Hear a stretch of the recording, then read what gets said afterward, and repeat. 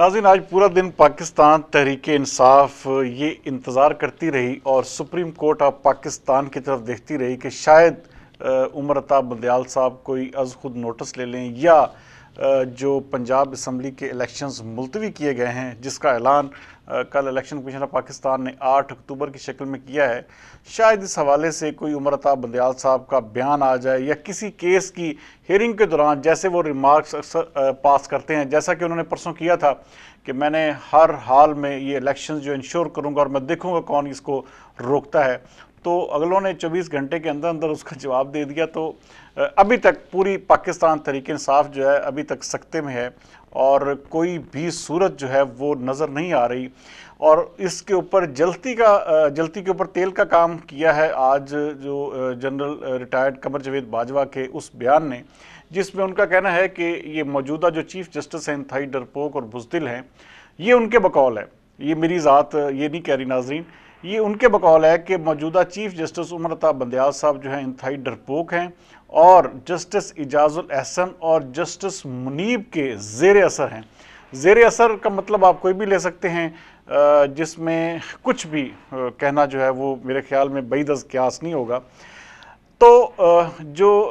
Chief justice Umar Ata Bandial हैं वो बाकायदा तौर पर उनकी जो फैमिलीज़ हैं, कुछ जजेस की जो फैमिलीज़ हैं, उनकी जो बेगमात हैं वो बहुत ज़्यादा तहरीक इंसाफ की हमायती हैं, तो वो भी असर रखती हैं जजेस के फ़ैसलों पर। और साथ साथ जनरल बाजवा ने ये भी फरमाया है कि अक्सर औकात ये देखा जाता है कि टिक टॉक पर जब भी कोई फ़ैसला PTI के ख़िलाफ़ जाता है तो टिक टॉक पर बहुत ज़्यादा इंसल्ट होती है और टिक टॉक के जो ट्रेंड्स हैं उसको देखकर भी ये चीफ जस्टिस साहब डर जाते हैं और फिर उसके बाद ये जुर्रत नहीं करते PTI के ख़िलाफ़ फ़ैसला देने की। नाज़रीन, ये बड़ी हॉरिबल बात है। अगर निज़ाम इंसाफ में अगर किसी जज के ऊपर इतनी बड़ी तोहमत लग जाए और वो लगाने वाला भी साबका चीफ ऑफ आर्मी स्टाफ हो, जो कि एक मुल्क का, एक किस्म का हमारे जैसे मुल्क का पूरा एक हुक्मरान या बादशाह, या आप उसको कह रहे हैं कि वन मैन जिसे कहते हैं कि वो होता है कि बिल्कुल उसके हर हुक्म के आगे पीछे पूरी हुकूमत भी बिछी होती है और पूरी फ़ौज तो ज़ाहिर बात उसके ज़ेर कमांड होती है। नाज़रीन, अगर हमारे मुल्क में इंसाफ का ये हाल है तो फिर मेरे ख्याल में हमारे इंसाफ का अल्लाह ही हाफिज़ है। ये देखें कि ये जब ये पंजाब हुकूमत को बरतरफ किया गया था और ये कहा गया था कि जी आप जो मुनहरिफ अरकान हैं उनके वोट नहीं गिन सकते, इसी बेस के ऊपर उसको हमजा शहबाज शरीफ को जो है वो उतारा गया था। और उसके बाद जब दोबारा केस लगा, परवेज़ इलाही की गिनती का मामला आया, तो फिर कहा गया जी नहीं, मुनहरिफ अरकान के वोट आप गिन सकते हैं। आप अंदाज़ा करें कि कानून को एक किस्म का रीराइट किया गया और कोई किसी किस्म का मेरे ख्याल में कोई भी ऐसा नहीं था शख्स जो आके इनसे पूछता कि भाई आपने ये फ़ैसले क्यों कर किए।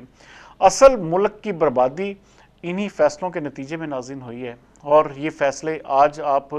हाई कोर्ट लाहौर का हाल देख लें, जिसमें वो कह रहे थे जी कि मुझे कानून में कोई चीज़ दिखाएं जी जहाँ पर हिफाजती ज़मानत दोबारा दी जा सकती है या एक्सटेंड हो सकती हो। और फिर वही हुआ, जब केस ख़त्म हुआ तो उस वक़्त इमरान खान साहब को 27 मार्च तक एक बार फिर हिफाजती ज़मानत से नवाज दिया गया और बाकायदा जाते हुए उठकर उनको सलाम भी किया गया। नाज़रीन, अगर ये इंसाफ का हाल होगा तो कोई भी हुकूमत हो, कोई भी इदारा हो, कोई भी सिस्टम हो, वो चल नहीं सकता। इस सिस्टम को चलाने के लिए, अपने आप को बेहतर करने के लिए हर हाल में हमें कुछ ऐसे कड़वे फैसले ज़रूर करने होंगे जिससे मुल्क की कम अज़ कम जो साख है वो बेहतर हो सके। नाज़रीन, एक तरफ पाकिस्तान तहरीक इंसाफ मुसलसल ये शोर मचाई जा रही है कि उनके फ़लाँ अरकान को, इस चीज़ के मैं भी सख्त ख़िलाफ़ हूँ जिस तरह के अज़हर मशवानी को, अगर क्योंकि इदारे इस वक्त डिनाई कर रहे हैं और हो सकता है ये भी पॉसिबिलिटी है कि जिस तरह के वो बात कर रहे थे कोई 50 करोड़ रुपए चोरी के हवाले से या इस तरह के कुछ और ऐसी चीज़ें थी, तो हो सकता है कि कोई उनके अपने लोग हों, कोई उनकी अपनी दुश्मनी हो। लेकिन अगर इदारों ने या किसी भी एजेंसी ने उठाया तो ये मेरे ख्याल में इंतहाई ज़्यादती की बात है। इस तरह किसी भी शहरी को, चाहे वो पंजाब में है, चाहे वो सिंध में है, चाहे वो बलूचिस्तान में, चाहे किसी भी सूबे में है, उसको उठाना जो है किसी तौर पर भी मुनासिब नहीं है। लेकिन नाज़रीन, आप ये देखें कि जैसे जैसे लोग उठाए जा रहे हैं, आप पिछले 2 दिन में देखें कि जो वाज़े तौर पर ट्रेंड चल रहे थे इस वक्त के चीफ ऑफ आर्मी स्टाफ, और ख़ास तौर पर जिस तरह वो एक टर्म यूज़ करते हैं डर्टी हैरी की, تو کوئی بھی ایسا لفظ جو ہے مجھے میرے خیال میں کافی حد تک میں اس چیز کو دیکھ چکا. ہاں کچھ ہمارے بے وقوف قسم کے انٹلیکچول جو اپنے آپ میں بنے پھرتے ہیں, جو کچھ چند ایک صحافی ہیں, وہ اس چیز کو ضرور, کیونکہ انہیں پتہ ہے کہ اس کے حوالے سے ہمیں کچھ نہیں کہا جائے گا, تو وہ ابھی تک وہ ایک پورا پریتم جاری رکھے ہوئے ہیں. لیکن دوسری جانب اکثریت جو ہے سوشل میڈیا پر اس حوالے سے خاموش ہو چکی ہے. ہاں زو مینی باتیں کچھ لوگ ضرور کر رہے ہیں, لیکن وہ جو ایک ڈائریکٹ گالیاں دینے کا, ڈائریکٹ الزامات لگانے کا سین تھا, وہ کافی حد تک کم ہو چکا ہے, کیونکہ متواتر جو ہے ہر روز کوئی نہ کوئی گرفتاری ضرور ہو رہی ہے جس نے بھی سوشل میڈیا پر خاص طور پہ پاک فوج کو نشانہ بنایا ہے. ناظرین, اب بھی وقت ہے. عمران خان صاحب اپنی سیاست کو اپنے ہی ہاتھوں سے ختم کرتے جا رہے ہیں. جس طرح سے وہ اس طرح ارجنسی میں اور جس طرح ایگریشن میں آ کر باتیں کر رہے ہیں, اور یہ سب کو باور کروا رہے ہیں کہ میں اگر آ گیا تو میں آپ لوگوں کو نہیں چھوڑوں گا, یہی چیز عمران خان کو ان کی سیاست سے دور کرتی جا رہی ہے. جو شخص بھی عمران خان کو مشورے دے رہا ہے ناظرین, وہ عمران خان کے ساتھ زیادتی کر رہا ہے. عمران خان کو اس وقت ہر حال میں آج نہیں تو کل اسی سیاسی قیادت کے ساتھ بیٹھنا پڑے گا, اور جو بھی فیصلہ آپ اندازہ کریں, ابھی انہوں نے 8 اکتوبر کی بات کی ہے تو آگے سے یہ جواب آ رہا ہے کہ جی یہ حکومت کے لوگ یہ کہہ رہے ہیں کہ جی اس کی بھی کوئی گارنٹی نہیں کہ 8 اکتوبر کو الیکشن ہو, جبکہ پاکستان تحریک انصاف کے لوگ یا ان کے لائک مائنڈڈ لوگ یہ کہہ رہے ہیں کہ اس چیز کی یہ گارنٹی ہے کہ 8 اکتوبر کو الیکشن ہوگا. اب اس کا مطلب ہے کہ 8 اکتوبر کی حوالے سے بھی گارنٹی مانگی جا رہی ہے. ناظرین, یہ حالات بالکل بھی نہیں آتے. عمران خان بہت کچھ منوا سکتے تھے, عمران خان اپنے لیے بہت کچھ حاصل کر سکتے تھے. انہوں نے اپنی سیاست میں بلنڈر پہ بلنڈرز خود کیے. انہوں نے قومی اسمبلی چھوڑی, انہوں نے پروونشل اسمبلیز چھوڑی, اس کے بعد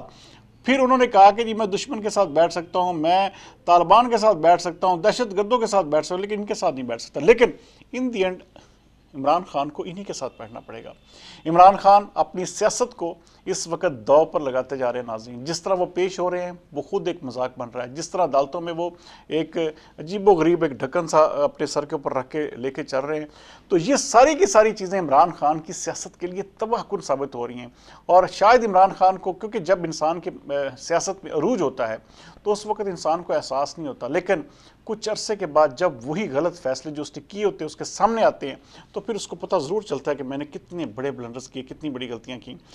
اب بھی عمران خان کے پاس موقع ہے. اب بھی عمران خان اگر ان سیاستدانوں کے ساتھ بیٹھ کر ایک کوئی بھی میثاق جو ہے وہ طے کر لیتے ہیں, کوئی بھی ایگریمنٹ سائن کرتے ہیں, چلیں الیکشنز کے اوپر کر لیں. ابھی بھی عمران خان کی اتنی شہرت ضرور ہے کہ اگر 5 مہینے کے بعد بھی الیکشن ہوں تو عمران خان ان ساری پارٹیوں کو انتہائی ٹف ٹائم دے سکتے ہیں. لیکن اگر خدا نہ خواستہ عمران خان نے یہی رویہ برقرار رکھا تو پھر 8 اکتوبر کیا, پھر آپ الیکشن کو شاید ویسے ہی بھول جائیں, کیونکہ حالات تیزی سے اس طرف جا رہے ہیں جس میں عمران خان کے لیے اور پی ٹی آئی کے لیے سپیس بالکل سکڑتی جا رہی ہے, کم ہوتی جا رہی ہے, اور بہت جلد عمران خان صاحب جو ہیں وہ ایک بالکل سیاسی تنہائی کا شکار ہو جائیں گے. لیکن اب بھی وقت ہے, جو ان کے ارد گرد جو انہوں نے چند مشیر رکھے ہوئے ہیں ان کو ہٹا کر جو گراؤنڈ میں جو ایک قانون اور آئین کی پاسداری کو جانتے ہیں ان لوگوں سے مشورے لیں تو شاید عمران خان صاحب کے ہاتھ میں کچھ چیز آ جائے. لیکن ابھی تک کے جو تمام خان صاحب کے فیصلے ہیں وہ ان کو مکمل طور پر سیاسی تنہائی کی جانب لے جاتے نظر آ رہے ہیں. کل تک کے لیے سردار امین جتوئی کو دیجیے اجازت. پاکستان زندہ باد.